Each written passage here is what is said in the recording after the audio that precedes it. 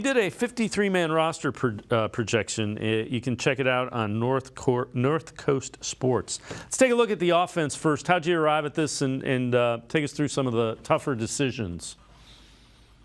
So I did make some tweaks along the way. I published this on, I think, Monday morning, but then I did some tweaks over the last couple of days. Originally, I had Felton as running back 3, but then I noticed that Jordan Wilkins was starting to get some more reps with the first team the last several days of training camp. So I inserted Wilkins over Felton, but I still think that running back 3 is a toss-up. The wide receiver room, I know Austin Watkins has been the camp darling.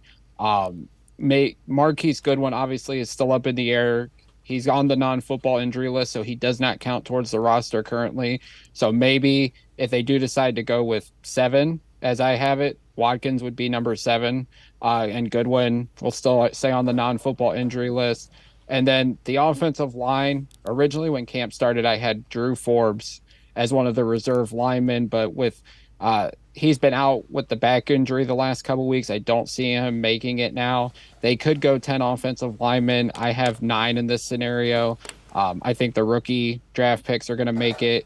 And then I think Hudson will be the swing tackle, but they've been working him inside. And I think Michael Dunn is the favorite among the interior offensive linemen. He could play both guard and center. So that's how I ultimately decided the depth of the offensive line there. All right, and if we flip it over to the defensive side of the football, what were some of the tough ones there?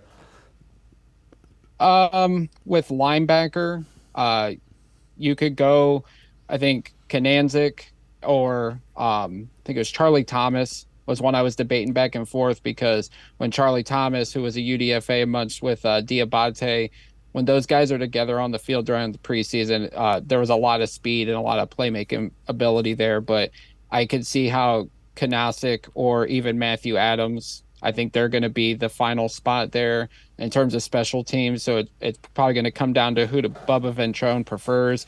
Adams came over from Chicago and played in Indy under Ventrone, so that could be a final position battle. And then I think safety might be a little closer, just because D'Anthony Bell has been a special teams ace and has been playing well in safety during the preseason. So, but Ronnie Hickman obviously has been the feel-good story as well with 3 interceptions. So I went with Hickman over Bell. I could see it going either way. I just think Hickman has more upside. He's 5 years younger than D'Anthony Bell. So I would feel like the Browns might tend towards the youth and the long-term upside of Hickman in the safety room.